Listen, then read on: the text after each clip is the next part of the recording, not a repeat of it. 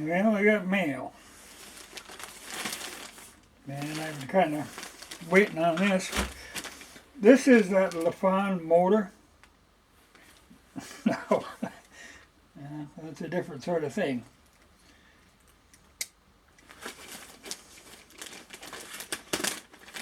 Well, there was no wiring with it when I got it. Nothing but the wires that come off. You know, this motor came about from that Beer for Bikes trade that I got that little 125 in. This was another 125, but it had the regular motor out of it and this LaFon motor put in. Or just stuck in. It had never been run, but the motor was stuck when I got it. But it was technically brand new, but it had just been sitting forever. Well, it's got a CDI ignition, which, yeah, in Chinese, this can be a little weird.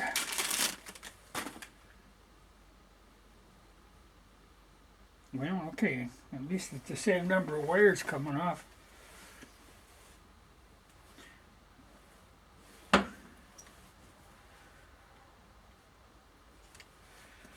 But, yeah, the color code isn't the same. And I wouldn't expect it, you know. But now what I picked up here is a sort of a generic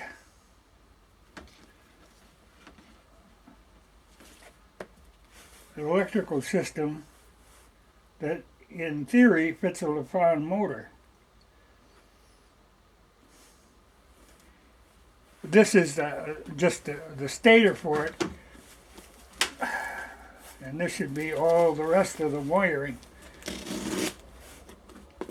But it's I would have much preferred to have a points motor, you know, because if you got points in a magneto and a separate lighting coil, you know, I like that a lot better. This kind of a setup can be a mystery. Because, you know, color coding on Chinese stuff means very little. You know, the thing about these type of motors, or any of the Chinese motors, the basic engines are very solid. You know, they've got the metallurgy down. Sometimes the designs are rather crude, but that's all right, you know. But where you run into problems is everything that you hook onto the motor is going to be garbage. Like the carburetors are going to be garbage, the ignition's going to be garbage. You know.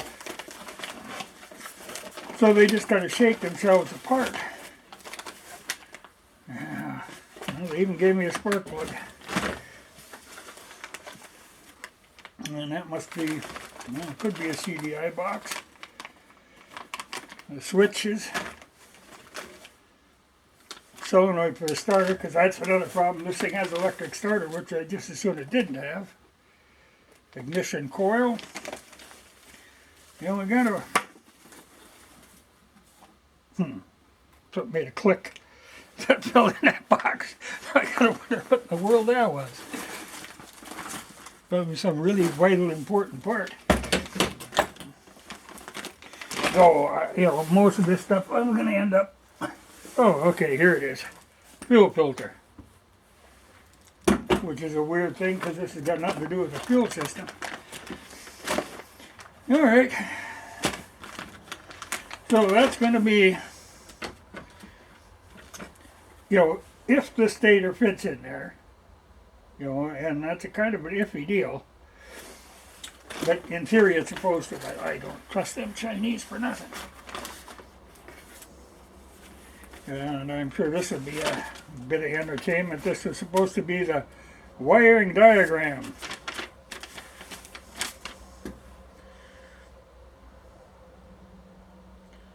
Well, that's something that's been copied a million times. At least it's in English. But Yeah, here it says it's for 200cc water cooled. Well, this isn't water cooled. So that's going to be an adventure. But I wanted to get the ignition squared away before I go any further. I'm ready to set it into the bike, but it's a lot easier to get this stuff squared away now. But then I will have to get a different carburetor. You know, I have this brand new Mikuni, but this is a 34 millimeter. Well, I come to find out this motor, which I was taking it for granted was a 200cc, is not. It is a 150. And it's a 150 in a kind of a weird way. You know, you're always better off if you've got a square motor, where your stroke and your bore are about the same size. That really has always been generally what works the best. But for a dirt bike, it's nice to have a longer stroke than the bore. You get more your low end torque. Well, this is just the opposite. This is a 61 millimeter bore and a 49.5 millimeter stroke. So it's, you know, way overboard for the stroke. So it's going to be one of those motors that's going to pull higher, you know, better on the high end, which is not really what I wanted. I mean, that's fine for a street bike, but I'm making this thing for kind of plinking around in the dirt. So that's going to be a mystery.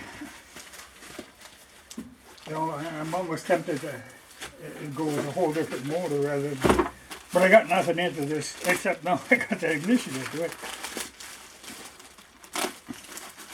But if I can get it to spark, then I'll get a different carburetor, because I got to get something like a 30 max, maybe a 28, or even a 26, because the intake is actually set up for a 26. So, and that 34 would just be way over carbureting. Now this is something I got kind of more out of curiosity than anything.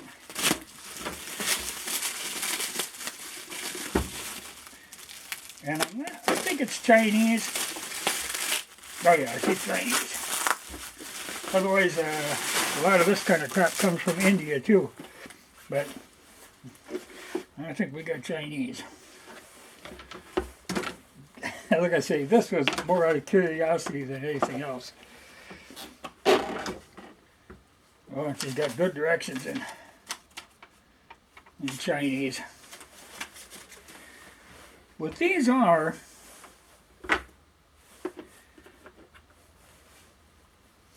for grinding valves on motorcycles or small engines. Well, they look to be carbide too. Then they're kind of rusted and, you know, stuff coming from China.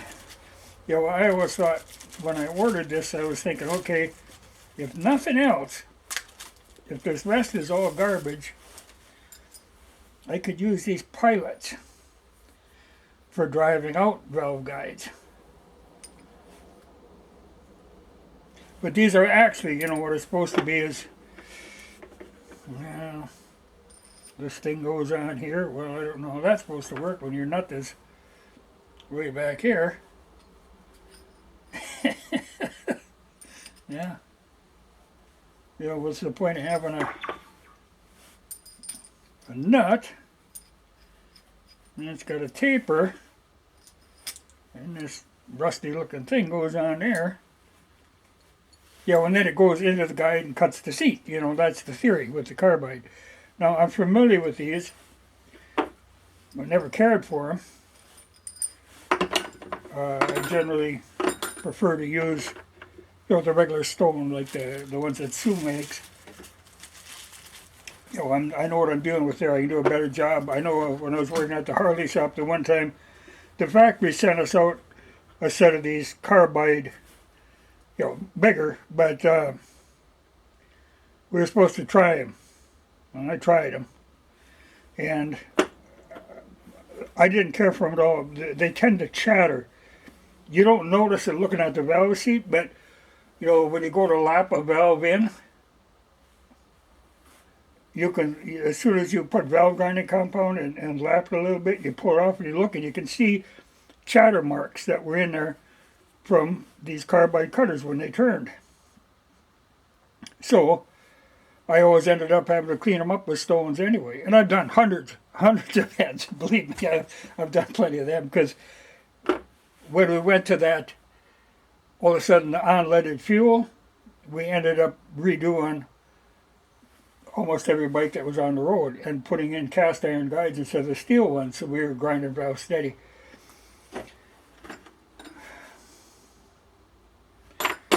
But like I said, this was only like $30. So, no big investment. And it might work for like lawnmower type stuff. Or that little Honda. But they are really crappy. And I have my doubts about whether they'll actually cut. Like I say, I much prefer the regular stone ones. And then you can true them up with, and then like these now, okay, you've got, this is kind of a mystery to me too, because there's 3 angles. And then there's this 45 that actually doesn't have a cutter in it. It's just smooth. Oh no, it's not smooth. I think it's got some kind of diamond compound on it. It's got grit on it. So that must be to finish her up. You use that, I don't know. I use valve grinding compound. I'm sure, if for somebody messing around, this might work for small engines, but there are a lot better ways to do this. Like I say, you're limited to 3 angles. You got your 45 that you cut, and then you straighten out the bottom with a steeper angled one, like this, and then you cut the top down with a more flat one. Yeah, and then you got these weird grinder ones. Yeah. I'll play around with it a little Honda head, and then I'll get back to you and tell you what I think. But like I say, my experience with these carbide type cutters is not good. We ended up sending that set back to the factory because we already had that good stone grinding set. And I had used them since high school. We had a Black & Decker valve grinder in the shop class in high school. And I like that. And I like to be able to, then as the stones wear down, I would a lot of times make the big ones into smaller ones for doing this kind of stuff. And also I set up different angles, because you can just buy replacement stones. So I do a lot of 5 angles on my stuff. I always put 5 angles. Well, here you're limited to those 3. But, like I say, yeah, I better keep these valuable. $30. I'll try it out. But my thought was, at least I could use these, in the worst case scenario. But they are much bigger than what my 500. And then they got that weird taper on them, which must be, it must just be a taper. But the purpose of the nut is beyond me. Why even bother? Well, we'll play with it a little. Not something I really needed, but I guess one of the reasons I have to read you the crap that they had on this. It was the description. I love this Chinese stuff. The descriptions you get in this stuff is so wild. It just actually doesn't make hardly any sense. I'm always surprised that they don't actually go to the bother of stop somebody in the street and say, could you proofread this? There's got to be somebody who understands English that could actually tell you if you're way off base on what you're saying, because these people are way off base. Yeah, okay. Here's a description. It says, the tool itself has a grinding head. Okay. After the reamer is hinged, okay, the only hinges on the box. There's no hinges anywhere, and it isn't really a reamer. It is very easy to grind with a grinding head for several weeks. Well, you know, what the hell does this mean? It's going to take you weeks to grind a valve seat? Or is it only going to last a couple of weeks? I don't know. So if it is skilled, it will not leak if it is not grinded. Very convenient.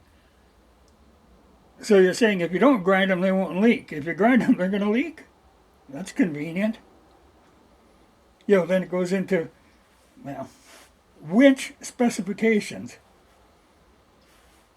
What is this winch thing? There's no winch involved in this. It's funny. You know, you'd think that somebody could proofread that. But we'll see. We'll give it a try. I'm not really expecting much from it. But like I say, most of the time I'm dealing with much bigger valves. Oh, okay, these I needed. This is for that Frankenbike that this LaFon is going in. I'm actually using a lot of Suzuki parts for the suspension. The whole front end I'm using Suzuki off that RM125 that came in that pile for $30. Well, the brake shoes were missing on the brake assembly. And the springs, well, I got the whole set for very little. You know, that kind of stuff is cheap. And it'll work fine for what I need it for. I think I know what this is, but it don't feel like much.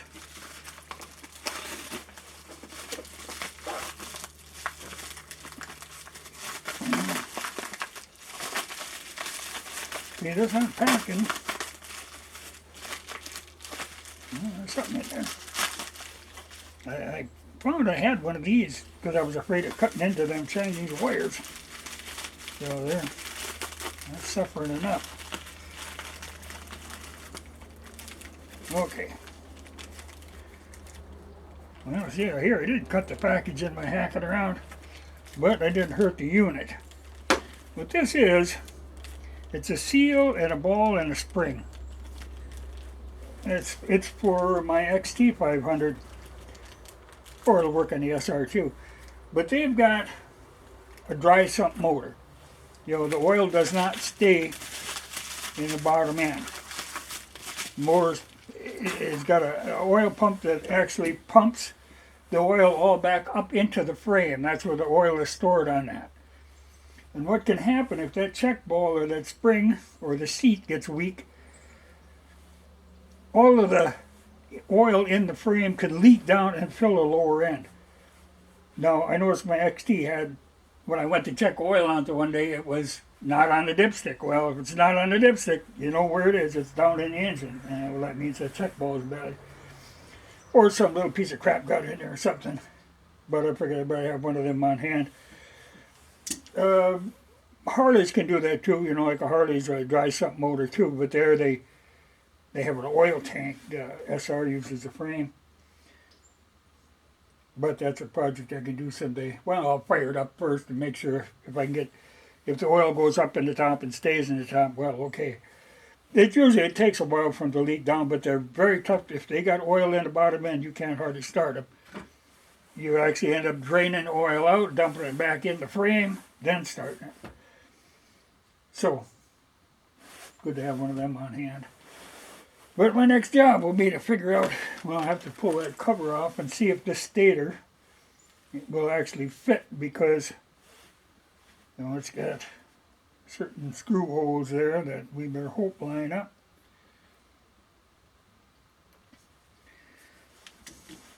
You know, I'm sure there are whole groups of people who are really into these LaFawn motors, and if I get really desperate, I can find information. But I really don't want to get to know any more about LaFawn than I have to. You know, it's not really that much interest to me, just that I'm stuck with that one.